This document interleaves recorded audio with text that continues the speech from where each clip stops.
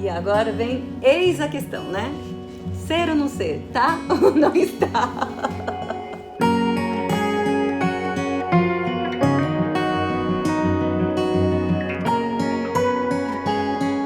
Olá, amores! Tudo bem com vocês? Eu estou aqui para falar com vocês no meu, no seu, no nosso canal Sou Gospel.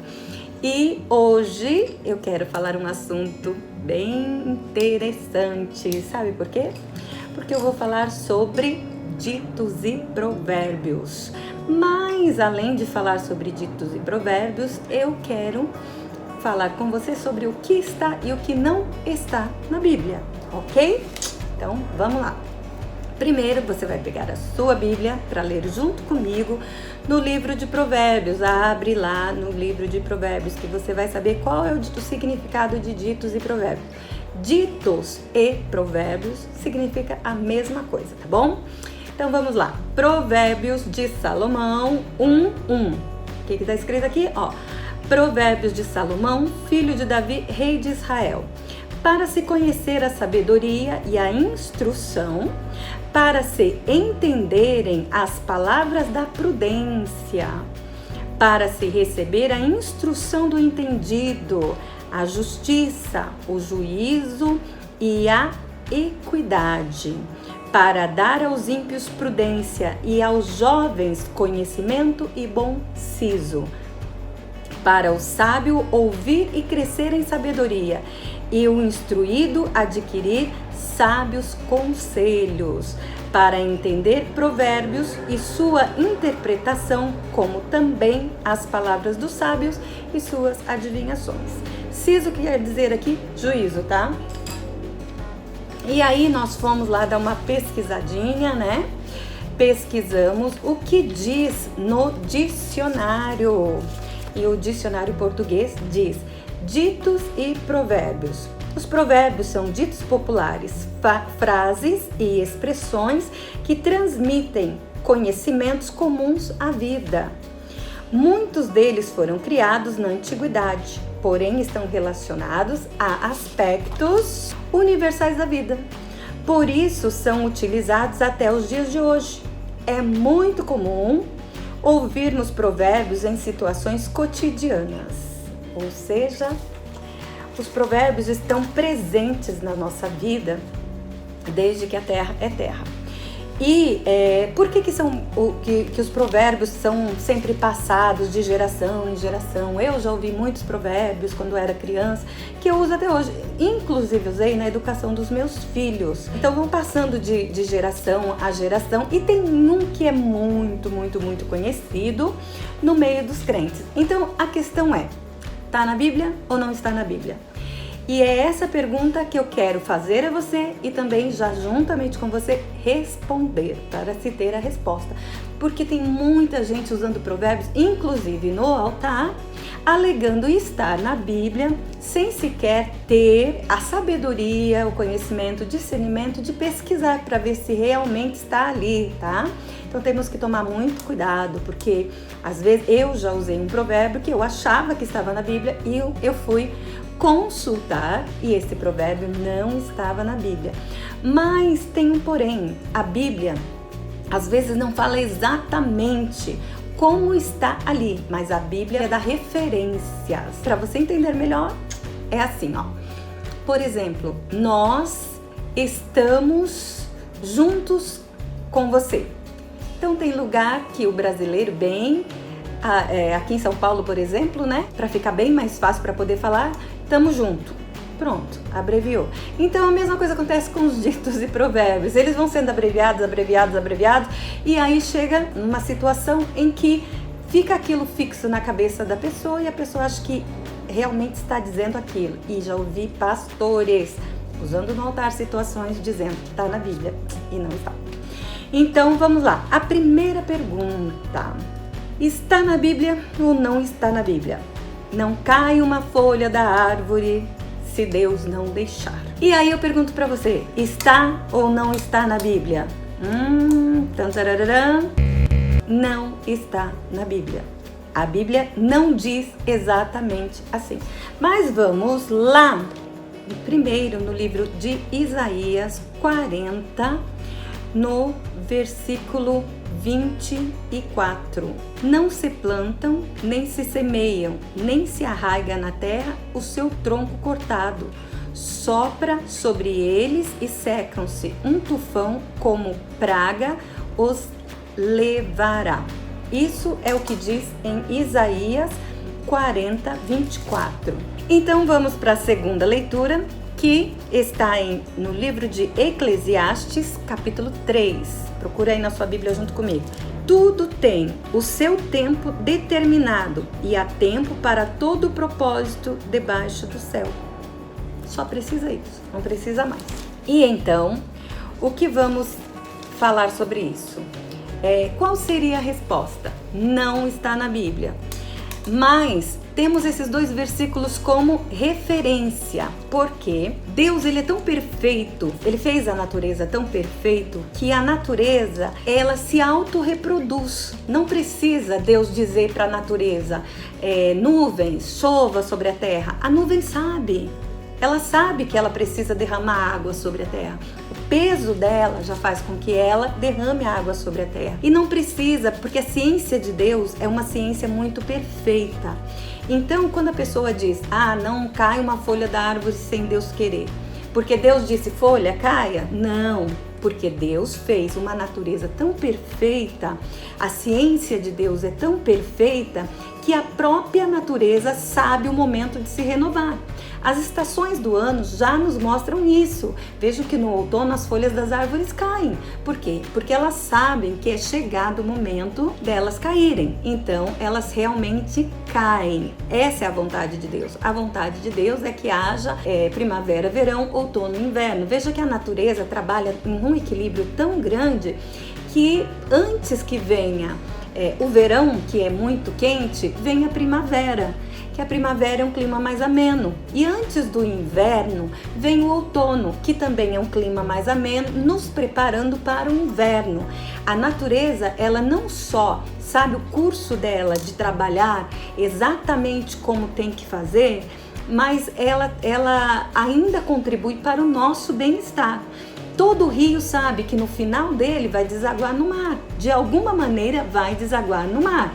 Nem que seja um riachinho que cai ali e dali um braço dele vai para um outro rio que é um pouco maior e assim vai até desaguar no mar.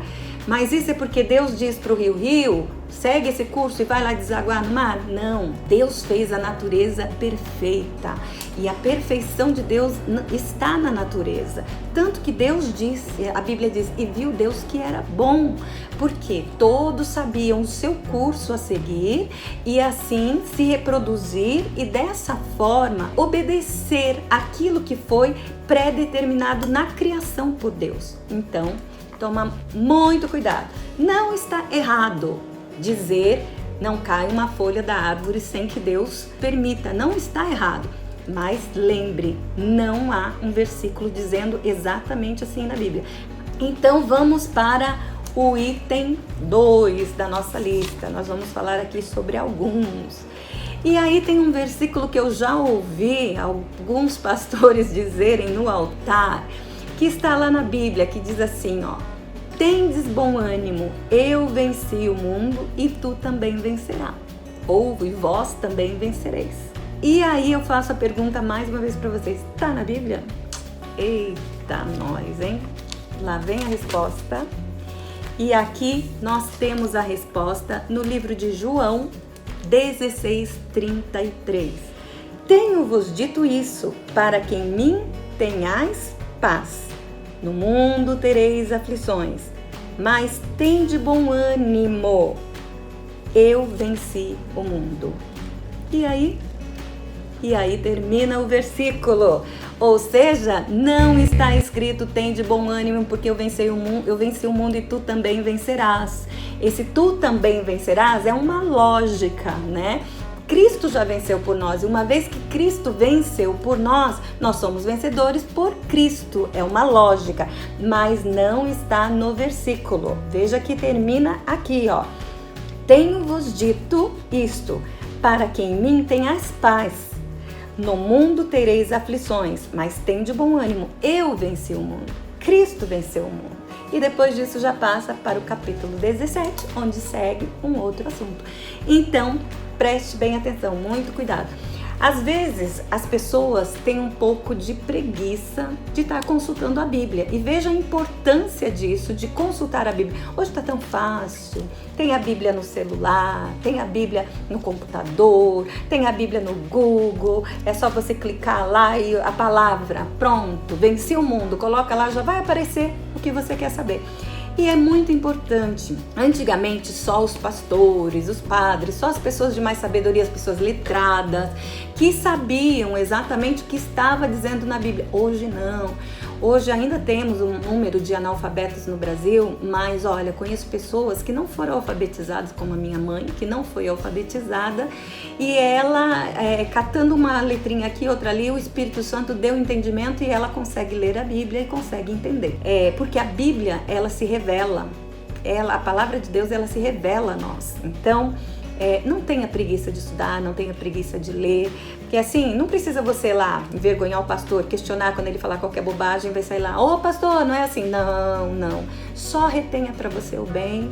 E se depois você tiver uma oportunidade de falar, ô pastor, eu estava consultando a Bíblia e li que algo não é assim, mas melhor você passar o seu conhecimento de outra maneira, né? Pode ser que o pastor não goste muito, que você vai chamar a atenção dele, mas alguns precisam, realmente. Então vamos lá para a terceira pergunta. Essa é difícil, viu? Eita, pergunta difícil, mas vamos lá. Me digas com quem tu andas e direi quem tu és. Ai, gente, essa é difícil. Tá na Bíblia? Aí, tá ou não tá? E agora vem, eis a questão, né? Ser ou não ser, tá ou não está? Então, nós temos aqui alguns versículos de referência para lermos e explicar para vocês se está ou se não está. E a princípio, eu já vou dizer que não está, mas vamos seguir em frente. Então, primeiro vamos fazer a leitura no livro de Salmos, um livro bastante conhecido que é o meu livro preferido na Bíblia. Apesar de eu amar a Bíblia por completo, por inteiro, mas esse livro especialmente é o livro que eu mais amo na Bíblia. E vamos lá. Então, Salmos 1:1 diz o seguinte: Bem-aventurado o homem que não anda no conselho dos ímpios, não se retém no caminho dos pecadores, nem se assenta na roda dos escarnecedores. E aí esse salmo todo ele segue dando referências mais ou menos nesse trechinho que nós lemos. Mas o Salmo 1:1 é um salmo que podemos usar sim como referência para esse ditado, esse provérbio que diz: me diga com quem tu andas e direi quem tu és. E aí vamos para a segunda referência, que é Provérbios 4:19. Vamos lá? O que diz aqui? O caminho dos ímpios é como a escuridão, nem conhecem aquilo em que tropeçam. Vejam só o que diz aí. Prestem bem atenção, porque não parou aqui. Sobre este versículo nós temos mais referências e vamos lá para o 13:20, diz o seguinte. Continuamos no livro de Provérbios, capítulo 13, versículo 20, diz: Anda com os sábios e serás sábio, mas o companheiro dos tolos será afligido. Depois, temos mais referência ainda, então vamos lá para o Provérbios 18. Provérbios 18, versículo 2. Não toma prazer o tolo no entendimento, senão em que se descubra o seu coração. E depois do Provérbios 18, 2, passamos para Provérbios 26, 18.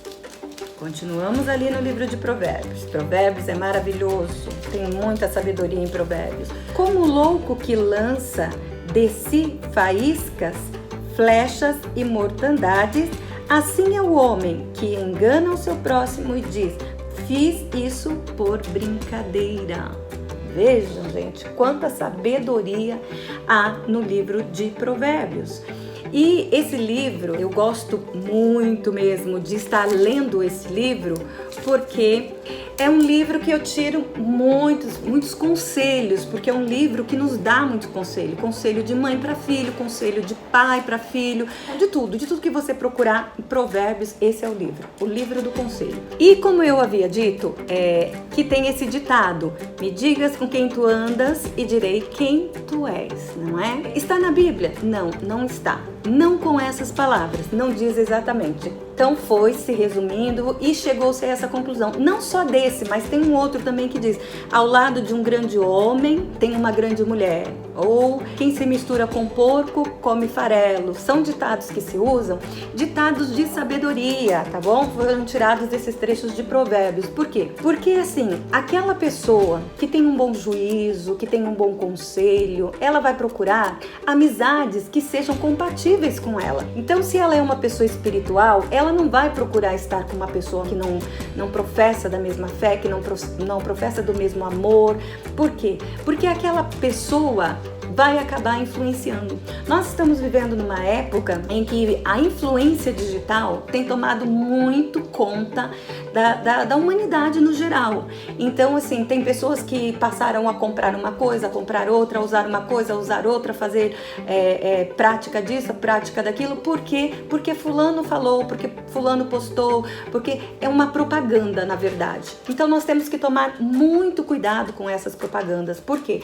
Porque elas podem nos influenciar para o bem, como pode nos influenciar para o mal. Então, quando você ouve alguém dizer, me diga com quem tu andas e direi quem tu és, é porque pelo comportamento da pessoa com quem você anda, pela roupa, pelas palavras que ela fala, pelo bom testemunho que ela dá, vai se saber se aquela pessoa é uma pessoa que se pode se comparar a você, que eu posso comparar a mim. Por quê? Se for uma pessoa que é o avesso de mim, ao contrário de mim, o que vai acontecer? As pessoas, em vez de entender que eu estou junto com aquela pessoa, para que aquela pessoa tenha a mim como exemplo, elas vão entender que eu estou seguindo o mau exemplo daquela pessoa. E isso acontece muito realmente. Então, nós temos que tomar muito cuidado com as nossas amizades, com a maneira que nós nos vestimos, nos comportamos, com a maneira que nós nos sentamos, com tudo que nós fazemos, as palavras que nós falamos, porque às vezes você é uma pessoa espiritual, mas se você anda com uma pessoa que fala palavrões, que fala coisas que não deve falar, então você já vai ser taxado como igual àquela pessoa. Então você tem que procurar ser uma pessoa, andar com pessoas que acrescentem na sua vida, pessoas que te levem para o caminho do bem, que te levem para a presença de Deus.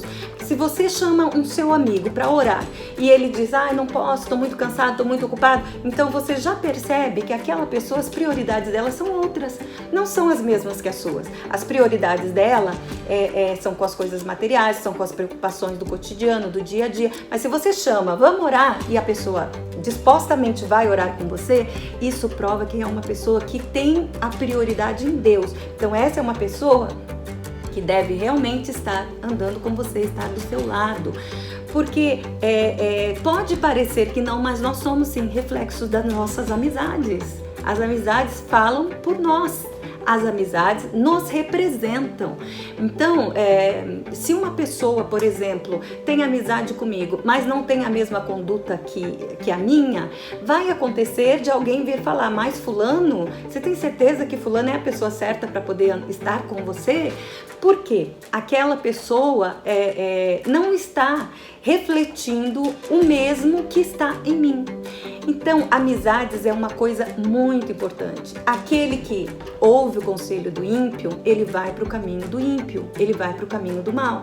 Aquele que te leva para a igreja, para cultuar a Deus, para fazer campanhas, que te impulsiona a orar, a jejuar, essa companhia, se você é uma pessoa dessa maneira, essa companhia é a companhia ideal para você. Agora, se você é uma pessoa espiritual, e vai conviver com uma pessoa que vai te convidar para ir para festas, vai te convidar para ir para outros lugares, o que vai acontecer? te garanto, você vai acabar cedendo, e em vez dela vir para o teu lugar, para o teu lado, você vai para o lado dela. Por quê? Porque as coisas do mundo são mais atrativas. Aparentemente, as coisas do mundo chamam mais atenção, nos atraem, porque nós somos carne e a nossa carne busca fazer as coisas da carne.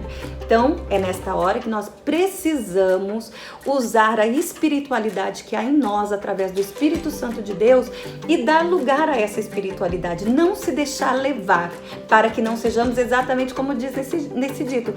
Me diga com quem tu andas e direi quem tu és. Não. Vamos fazer ao contrário, não se deixar levar pelas amizades, mas trazer as nossas amizades para perto de nós. E isso é preciso, como eu já disse, preciso tomar muito cuidado para que você não seja levado para o outro lado. Então, esses são alguns dos ditos e provérbios que eu gostaria de estar estudando com vocês.